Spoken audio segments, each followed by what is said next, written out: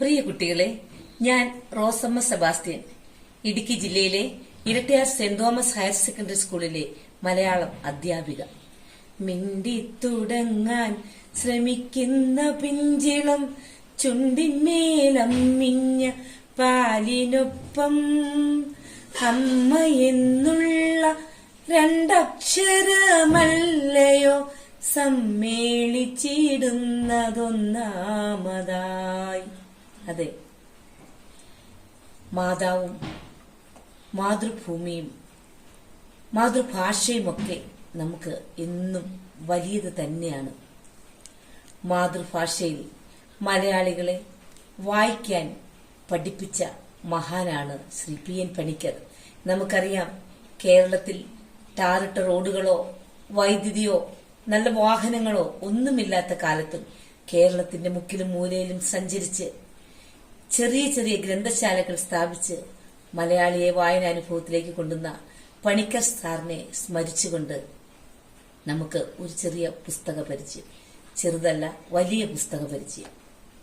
A mother is your first friend, a mother is your best friend, a mother is your forever friend. Always love your mother because you will never get another. ഒരു മഹാനായ മനുഷ്യന്റെ വാക്കുകളാണിത്. ലോകത്തെ, പ്രത്യേകിച്ച് ഇന്ത്യയെ, നമ്മളെ ഓരോരുത്തരെയും സ്വപ്നം കാണാൻ പഠിപ്പിച്ച APJ അബ്ദുൽ കലാം.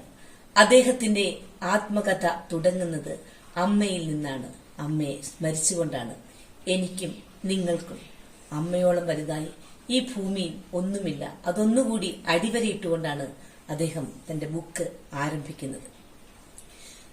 രാമേശ്വരം മുതൽ ഇന്ത്യൻ പ്രസിഡന്റിന്റെ പദവി വരെ നടന്നു കയറിയ ഓരോ ഘട്ടങ്ങളും അടയാളപ്പെടുത്തിക്കൊണ്ട് 4 ഭാഗങ്ങളായിട്ടാണ് ഈ പുസ്തകം അദ്ദേഹം എഴുതിയിരിക്കുന്നത്.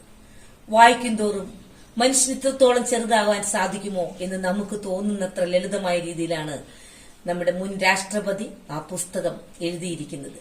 രാമേശ്വരത്തെ വീട്ടിൽ വെളുപ്പിന് 4 മണിക്ക് എഴുന്നേറ്റ് 5:30 ബാങ്ക് വിളി കേൾക്കുമ്പോൾ പള്ളിയിലെത്തി തിരിച്ചു വരുന്ന വഴി അമ്പലത്തിന്റെ മുറ്റത്തൊരു ഇടവേള നിന്ന് അവിടെ നിന്നും വീട്ടിലേക്ക് പോവുകയും 5:30 ശേഷം സൈക്കിള് ചവിട്ടിക്കൊണ്ട് രാമേശ്വരത്തിന്റെ പ്രാന്തപ്രദേശങ്ങളിൽ പത്രം വിൽക്കാൻ പോവുകയും ആദ്യമായി കിട്ടിയ വേതനം പത്രം വിറ്റതായിരുന്നു എന്ന് നമ്മോട് തുറന്നു പറയുകയും ചെയ്യുന്നത്ര മഹാമനസ്സിന്റെ ഉടമയാണ് APJ അബ്ദുൽ കലാം. ആ പുസ്തകത്തിന്റെ പേര് നിങ്ങളിൽ പലർക്കും അറിയാമായിരിക്കാം. അഗ്നിച്ചിറകുകൾ, വിങ്സ് ഓഫ് ഫയർ. നമുക്കറിയാം, ഒരു വലിയ പരുന്ത് ആ പുസ്തകത്തിന് പുറംചട്ടയിൽ ഇങ്ങനെ പറന്നു നിൽക്കുകയാണ്.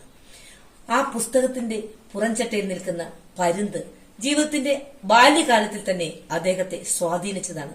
അദ്ദേഹം ചിന്തിച്ചു, മഴ പെയ്യുമ്പോൾ എല്ലാ കിളികളും കൂടുകളിലേക്ക് പറന്നു പോകുമ്പോൾ പരുന്ത് മാത്രം മേഘങ്ങൾക്ക് മുകളിൽ പറന്ന് മഴയിൽ നിന്ന് രക്ഷപ്പെടുന്നു.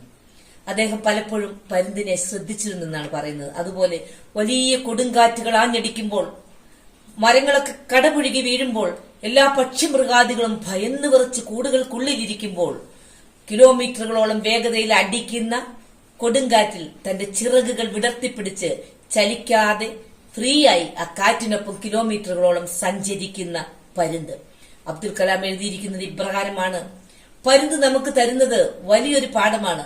ഏത് പ്രതിസന്ധികൾ വന്നാലും ഒളിച്ചോടാതെ, കൂടുകളിൽ അഭയം പ്രാപിക്കാതെ, സ്വന്തം നിലനിൽപ്പിൽ നിന്നുകൊണ്ട് പ്രതിസന്ധികളെ മറികടക്കുവാൻ പരുന്ത് അദ്ദേഹത്തെ പഠിപ്പിച്ചിരുന്നു എന്നാണ് പറയുന്നത്. അതുപോലെ തന്നെ അദ്ദേഹം പറയുന്നുണ്ട്, പരുന്തുകൾ കൂടുകൂട്ടുന്നത് വലിയ മരങ്ങളിലാണ്. വൻമരങ്ങൾക്ക് മുകളിൽ കൂടുകൂട്ടുമ്പോൾ അവിടെ ആരും കടന്നു ചെല്ലാറില്ല, അവിടെ ആരെയും ഭയപ്പെടേണ്ടതില്ല, അവിടെ ഒരു പാമ്പും കിളിക്കുഞ്ഞുങ്ങളെ എടുത്തുകൊണ്ടു പോകാൻ വരില്ല. അപ്പോൾ ഉയരത്തിൽ ചിന്തിക്കുക, ഉയരത്തിൽ കൂടുകൂട്ടുക, നമ്മുടെ സ്വപ്നങ്ങൾ ഉയരങ്ങളിലെത്തട്ടെ. സ്വപ്നം കാണുമ്പോൾ സൂര്യനെ എത്തിപ്പിടിക്കാൻ നമ്മൾ സ്വപ്നം കണ്ടാലേ നക്ഷത്രങ്ങളെയെങ്കിലും പിടിക്കാനാവൂ എന്ന് അദ്ദേഹം പറയുന്നു.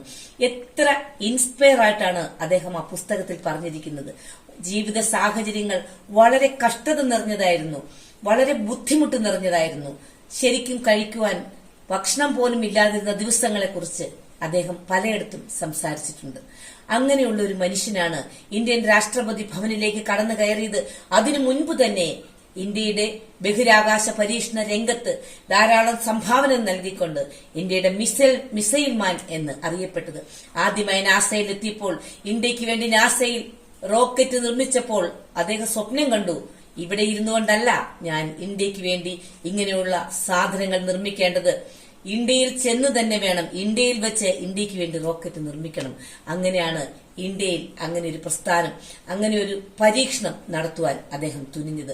അദ്ദേഹം നടത്തിയ എല്ലാ ശ്രമങ്ങളും വിജയകരമായി പൂർത്തിയാക്കി ശാസ്ത്ര സാങ്കേതിക നേട്ടങ്ങളുടെ സ്വർഗ സോപാനങ്ങളിലേക്ക് ഇന്ത്യ എന്ന മഹാരാജ്യത്തെ കൈപിടിച്ചു കൊണ്ടുപോയത് APJ അബ്ദുൽ കലാമിനെ പോലുള്ള, അല്ലെങ്കിൽ അദ്ദേഹത്തിന്റെ വലിയ സംഭാവനയാണ്. അതുപോലെ തന്നെ വലിയ വലിയ വിക്രം സാരാഭായിയെ പോലുള്ള ആൾക്കാരുടെ കൂടെ ജീവിക്കാൻ കഴിഞ്ഞുവെന്നത് അദ്ദേഹം വലിയ ഒരു സന്തോഷമായി, വലിയൊരു ജീവിതത്തിലെ ഏറ്റവും വലിയ ഒരു അനുഗ്രഹമായി പറയുകയാണ്. സ്വന്തം അമ്മ മരിച്ചു കിടക്കുമ്പോൾ ഒരു റോക്കറ്റ് വിക്ഷേപണവുമായി ബന്ധപ്പെട്ട് അമ്മയുടെ ശവശരീരം പോലും കാണുവാൻ അദ്ദേഹത്തിന് സാധിച്ചില്ല എന്നുള്ളത് എത്രത്തോളം അദ്ദേഹം ആ പ്രസ്ഥാനത്തോട് സ്നേഹത്തോടെ നിന്നു, താൻ ചെയ്യുന്ന ജോലി എത്ര ഡെഡിക്കേറ്റ് ചെയ്തു എന്നുള്ളതിന് നമുക്ക് ഒരു തെളിവാണ്. ഇങ്ങനെ ധാരാളം സംഭവങ്ങൾ APJ അബ്ദുൽ കലാമിന്റെ ജീവിതത്തിൽ നിന്ന് അടർത്തിയെടുത്തത് കുട്ടികൾക്ക് വേണ്ടി വളരെ ലളിതമായി വായിക്കുവാൻ അഗ്നിച്ചിറകുകളിൽ അദ്ദേഹം പൊതിഞ്ഞു വെച്ചിരിക്കുകയാണ്. വായിക്കൂ, വായിക്കൂ, വായിക്കൂ, അഗ്നിച്ചിറകുകൾ വിടർത്തി നിങ്ങൾ ആകാശങ്ങളിലേക്ക് പറക്കൂ എന്നാണ് എനിക്കും നിങ്ങളോട് പറയുവാനുള്ളത്. ചുരുങ്ങിയ സമയത്തിനുള്ളിൽ ഈ പുസ്തകം പരിചയപ്പെടുത്താൻ മുഴുവനായി സാധിക്കില്ല എന്നെനിക്കറിയാം.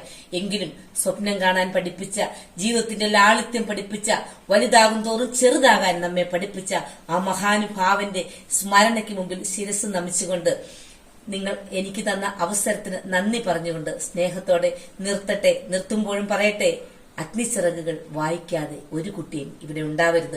അതുകൊണ്ട് തന്നെയാണ് ഞാൻ നിങ്ങളെ ആ പുസ്തകത്തിന്റെ പുറംചട്ട പോലും കാണിക്കാത്തത്. നിങ്ങൾ സ്വയം കൈകൾ കൊണ്ടെടുത്ത് ആ പുറംചട്ടയിൽ ആകാംക്ഷയോടെ നോക്കുന്നത് ഞാൻ മനസ്സുകൊണ്ട് കാണുകയാണ്. എല്ലാവർക്കും നന്മ വരട്ടെ. സ്നേഹവും നന്മയും എളിമയും പരസ്പര സ്നേഹവുമുള്ള കുഞ്ഞുങ്ങളായി വളരുവാൻ, നല്ല കുട്ടികളായി തീരുവാൻ ഈ പുസ്തകം നിങ്ങളെ സഹായിക്കട്ടെ. നന്ദി, നമസ്കാരം.